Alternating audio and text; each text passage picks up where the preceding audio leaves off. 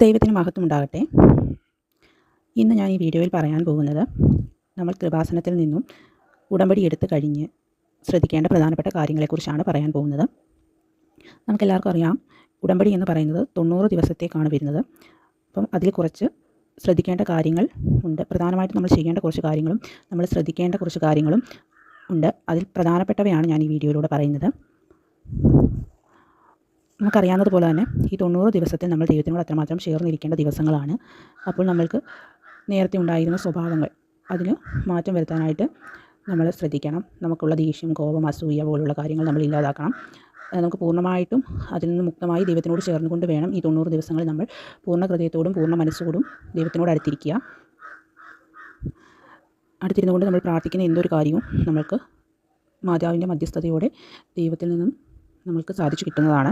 അപ്പം അതിനായി നമ്മൾ ഈ 90 ദിവസം ഉടമ്പടി എടുക്കുമ്പോൾ നമ്മൾ എല്ലാ ചൊവ്വാഴ്ച ദിവസങ്ങളിലും 11:30 അതായത് 11:30 ആകുന്ന സമയത്ത് കൃപാസനത്തിൻ്റെ ഒഫീഷ്യൽ യൂട്യൂബ് ചാനലിൽ ഒരു ലൈവ് പ്രാർത്ഥന നടക്കുന്നുണ്ടാകും. ആ ലൈവ് പ്രാർത്ഥനയിൽ പങ്കെടുത്ത് നമ്മൾ പ്രാർത്ഥിക്കേണ്ടതാണ്. അതാണ് ഒന്നാമത് വരുന്നത്. പിന്നെ രണ്ടാമത്, എല്ലാ മാസവും മരിയൻ പത്രം നമ്മൾ വിതരണം ചെയ്യണം. എല്ലാ മാസവും, അതായത് നമ്മൾ ഈ 90 ദിവസം എടുക്കുമ്പോൾ എല്ലാ മാസത്തെയും നമ്മൾക്ക് എത്രയാണോ ആവശ്യമായിട്ടുള്ളത് അതനുസരിച്ച്, നമ്മൾക്ക് എത്രയാണോ കൊടുക്കാൻ താല്പര്യപ്പെടുന്നത് അതനുസരിച്ച് മാതാവിൻ്റെ മരിയൻ ഉടമ്പടി പത്രം വാങ്ങി നമ്മൾ വിതരണം ചെയ്യണം. വിതരണം ചെയ്യുമ്പോൾ നമ്മൾ എല്ലാ പത്രങ്ങളും ഒരിടത്ത് വെക്കുകയോ അല്ലെങ്കിൽ ഒരാളുടെ കൈ കൊടുത്തു വിടുകയോ അങ്ങനെയല്ല ചെയ്യേണ്ടത്. നമ്മൾ വാങ്ങുന്ന പത്രങ്ങൾ നമ്മൾക്ക് തോന്നുന്ന ആവശ്യമുണ്ട് എന്ന്, അതായത് എന്തെങ്കിലും സാമ്പത്തികമായിട്ടോ ആരോഗ്യമായിട്ടോ പ്രശ്നങ്ങൾ ഉള്ള ആളുകളിലേക്ക് വേണം നമ്മൾ ആ പത്രം എത്തിക്കാൻ. വിശ്വാസികളായിട്ടുള്ളവർക്കും വിശ്വാസമില്ലാത്തവർക്കും നമ്മളിത് കൊടുക്കുന്നതിലൂടെ വലിയ മഹത്വമുണ്ടാകും.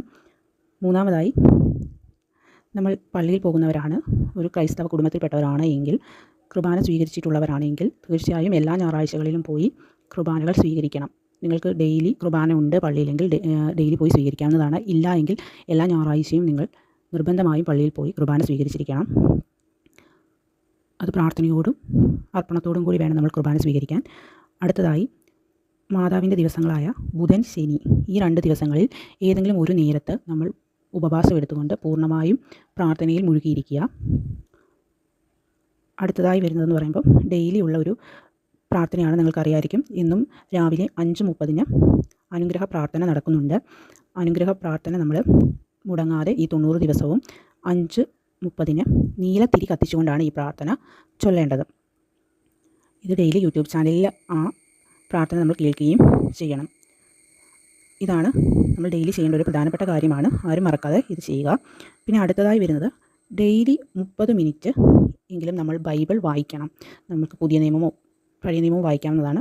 എന്നാൽ 30 മിനിറ്റ് നിങ്ങൾ കൃത്യമായും എല്ലാ ദിവസവും ബൈബിൾ വായിച്ചിരിക്കണം. പിന്നെ അടുത്തതായി വരുന്നത് ഒരു പ്രധാനപ്പെട്ട കാര്യമാണ്. അതായത് നമ്മൾ വിശ്വാസം, അതായത് നമുക്ക് കിട്ടുന്ന കാര്യങ്ങൾ മാത്രമല്ല, നമ്മളുടെ വിശ്വാസവും നമ്മൾ കൈമാറ്റം ചെയ്യണം. അതായത് വിശ്വാസമില്ലാതെ ജീവിക്കുന്നവർ ഒരുപാട് പേരുണ്ട്. അവരിലേക്ക് നമ്മളുടെ വിശ്വാസം നമ്മൾ എത്തിക്കണം. അതെങ്ങനെയാണെന്ന് വെച്ച് കഴിഞ്ഞാൽ, നമ്മൾക്ക് മാതാവ് ഉടമ്പടി എടുക്കുമ്പോൾ ഓരോ കാര്യങ്ങൾ നമുക്ക് സാധിച്ചു തരും. ആ സാധിച്ചു തരുന്ന കാര്യങ്ങൾ, നമുക്ക് എന്തൊക്കെയാണോ നമ്മുടെ ജീവിതത്തിൽ അത്ഭുതങ്ങളുണ്ടായത് അത് മാത്രം നിങ്ങൾ മറ്റുള്ളവരുമായിട്ട് പങ്കുവെക്കുക. ഞാൻ ഇതുപോലെ ഉടമ്പടി എടുത്തതിന് ശേഷം എൻ്റെ ജീവിതത്തിൽ ഇതുപോലെ മാറ്റങ്ങളുണ്ടായി, മാതാവിനെ അനുഗ്രഹിച്ചു, ദൈവം എനിക്കിത് അനുഗ്രഹിച്ച് തന്നു എന്നുള്ള കാര്യങ്ങൾ മറ്റുള്ളവരുമായിട്ട് പങ്കുവെക്കുക. അങ്ങനെയാണ് നമ്മളുടെ വിശ്വാസം മറ്റുള്ളവരിലേക്ക് കൈമാറ്റം ചെയ്യാൻ സാധിക്കുന്നത്. അതുപോലെ തന്നെ നിങ്ങൾക്ക് നിങ്ങളുടെ കൂട്ടുകാർക്ക് വേണ്ടിയിട്ടോ അല്ലെങ്കിൽ നിങ്ങളുടെ വീട്ടിലുള്ളവരോടൊക്കെ നിങ്ങളുടെ വിശ്വാസം പങ്കുവയ്ക്കാനും അവരെ ഉടമ്പടി എടുപ്പിക്കാനും അതുപോലെ തന്നെ അവരിലേക്ക് ദൈവവിശ്വാസം കൊണ്ടുവരാനും ചെയ്യാവുന്ന പ്രവർത്തനങ്ങൾ ചെയ്തു കൊടുക്കാവുന്നതാണ്. ഇതിലൂടെ നിങ്ങളുടെ വിശ്വാസം കൈമാറ്റം ചെയ്യുകയാണ് ചെയ്യുന്നത്. പിന്നെ അടുത്തതായി വരുന്ന ഒന്നെന്ന് പറയുന്നത്, പാവപ്പെട്ടവരെ സഹായിക്കുക. അതായത് ഒരു നേരത്തേക്ക് ഭക്ഷണം ഇല്ലാതിരിക്കുന്ന ആളുകൾക്ക് നിങ്ങളെ കൊണ്ടാവുന്നത് പോലെ ഭക്ഷണം വാങ്ങിച്ചു കൊടുക്കുക, അല്ലെങ്കിൽ പൊതിച്ചോറ് കൊടുക്കുക, അല്ലെങ്കിൽ വസ്ത്രങ്ങളില്ലാതെ നിങ്ങളുടെ മുമ്പിൽ ബുദ്ധിമുട്ടി വരുന്ന ആളുകൾക്ക് നിങ്ങളെക്കൊണ്ട് കഴിയുന്നത് പോലെ വസ്ത്രങ്ങൾ സംഭാവന ചെയ്യുക. അതുപോലെ തന്നെ പണത്തിനായി നിങ്ങൾ പണത്തിൽ ബുദ്ധിമുട്ടുന്ന ഒരാളല്ല, നിങ്ങളെക്കൊണ്ട് മറ്റുള്ളവർക്ക് പണത്തിന് ഒരുപാട് ബുദ്ധിമുട്ടുന്ന ആൾക്കാരെ സഹായിക്കാൻ കഴിയുന്ന ഒരിതിൽ നിങ്ങൾ അങ്ങനെ സഹായങ്ങൾ ചെയ്യുക. മറ്റു സഹായങ്ങൾ, അതൊരു പ്രാർത്ഥനയാകാം, ഒരു ആശ്വാസവാക്കാകാം, ഒരാളോട് സമയം ചിലവഴിക്കുന്നതാകാം. അങ്ങനെ നിങ്ങൾക്ക് ചെയ്യാൻ പറ്റുന്ന നന്മകൾ ഈ ദിവസങ്ങളിൽ ചെയ്തു കൊടുക്കുക. പിന്നെ ഏറ്റവും അവസാനമായിട്ട് ഉള്ളതെന്ന് വെച്ച് കഴിഞ്ഞാൽ, രാത്രി കുടുംബ പ്രാർത്ഥന എല്ലാ വീടുകളിലും ഉണ്ടായിരിക്കണം. കുടുംബത്തിലെ എല്ലാവരും ചേർന്ന് കുടുംബ പ്രാർത്ഥന നടത്തുക. അതിനുശേഷം മാത്രമേ നിങ്ങളുടെ